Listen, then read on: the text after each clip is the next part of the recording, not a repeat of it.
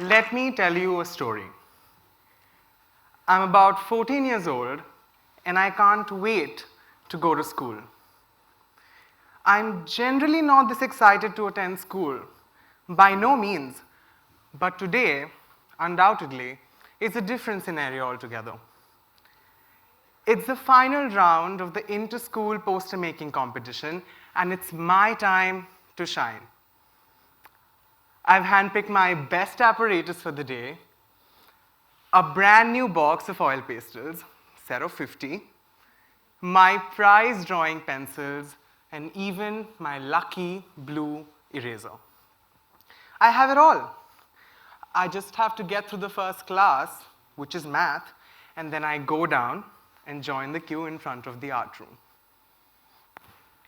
As the bell rang for the first period to begin, I couldn't stop thinking about what I would paint. I mean, the possibilities were endless and I would only decide in the moment, except I would never get to make that poster. You see, my math teacher would soon catch on to my lack of attention. And as the class would end, she would call out my name and ask for my notebook. The blank pages devoid of any notes would not sit well with her. You will come to the teacher's room and solve 100 math problems with me, she would say. I will talk to the art teacher and let him know you're not coming for the competition. And at that exact moment, my heart would sink as low as it possibly could. I would beg her to let me go, only to solve sum after sum with teardrops populating the checkered pages full of numbers. Over the next week, I would make a sculpture, if you can call it that. A forest of numbers made with the number keys from an old keyboard, and a hand made out of paper mache of art prints and newspapers emerging from that forest. Albert Einstein once said, "The revolution introduced me to art, and in turn, art introduced me to the revolution." For me, it was the other way around. I've always painted and crafted and written little poems, but that sculpture made me realize something that changed my life. Art allowed me to express myself. Art gave me the power to tell my story, and who could tell my story better than me? The 14-year-old me had no clue how much more important this urge to tell would eventually become. I would soon realize that the world had much bigger problems than math. Soon I would start my blog with a free WordPress domain. I would talk about the books I read, the thoughts I had, with a dash of fiction and some illustrations. It wasn't my best work, but the visitors started growing and I was posting weekly at one point. I even won some blogger awards and they gave me little digital badges to display on my website. But this blog was still very distant from me.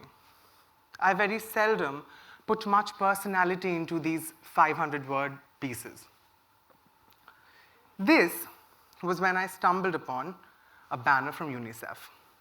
They were seeking applicants for a blogging internship where the ones selected would collaborate with senior writers and activists and work on their own stories and articles for UNICEF's youth-run platform. I wrote out my application with zero hopes of getting in. A surprise email and many rounds of interviews later, I did get in. Through the internship, I felt like my opinions mattered, that every bit of my identity had an immense amount of truth to offer, and a massive responsibility that came with it. I was hearing words like intersectionality and privilege for the first time in my life. Working with co-interns from all of my life helped me fathom my place a little bit better. When I was not writing, I was drawing, reading, learning.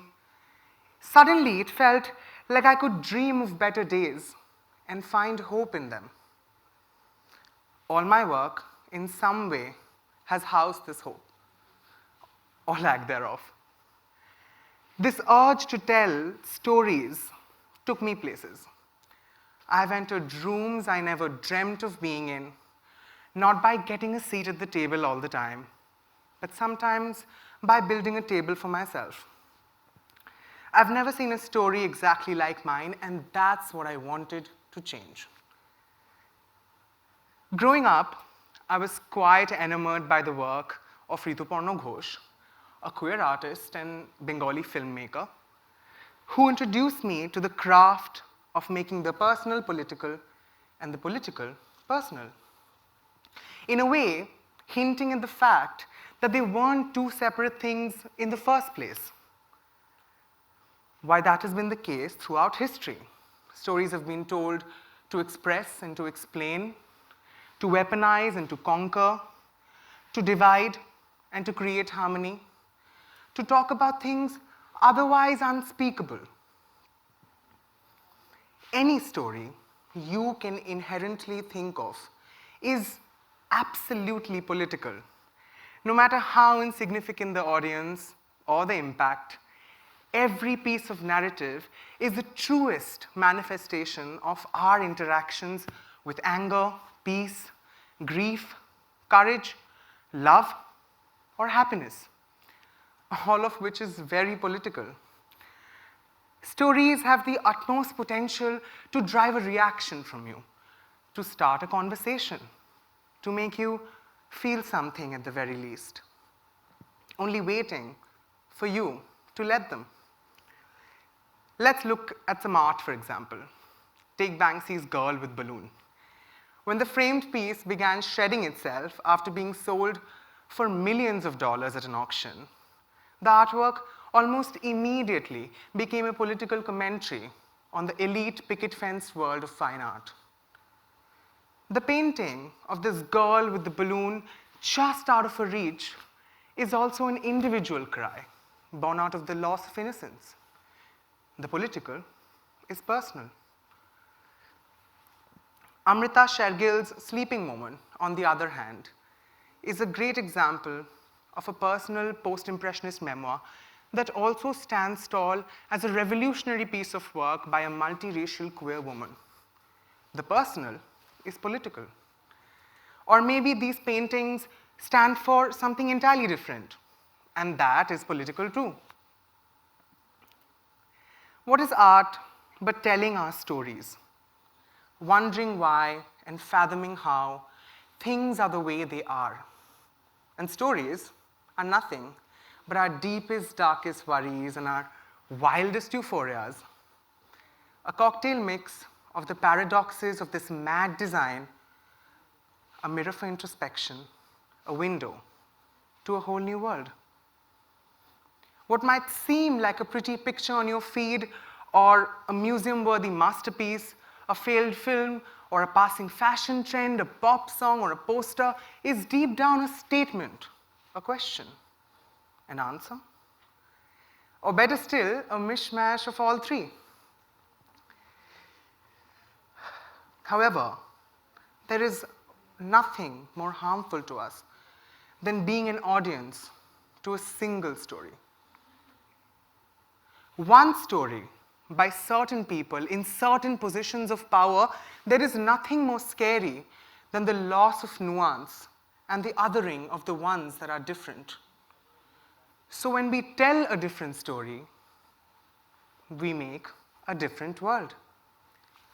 If you still hold on to the belief that the political and the personal can thrive without each other, I'm here to tell you they can't. I'm here to tell you that the privilege of being apolitical is something many of us don't get to enjoy. Many of our stories are told even before we begin speaking. If you do enjoy this privilege, I want you to look around and then look within. I'm sure you will find something you care very deeply about. You will find someone you need to stand up for.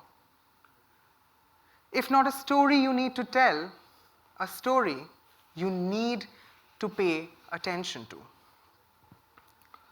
Homophobia is costing about 1.7% of India's GDP.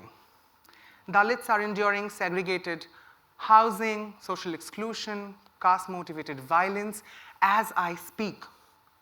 Heat waves due to climate change are killing thousands of people around the world, and more than 90% of trans people are denied work in this country. But I don't mean to bombard you with facts or overwhelm you into inaction. When it's difficult to hope, that is when hope is most needed. So I want you to look where you come from, whose shoulders you stand on, the burdens you carry and the wings you don't let open. I want you to look at the future and ask yourself, do you want anything to be different?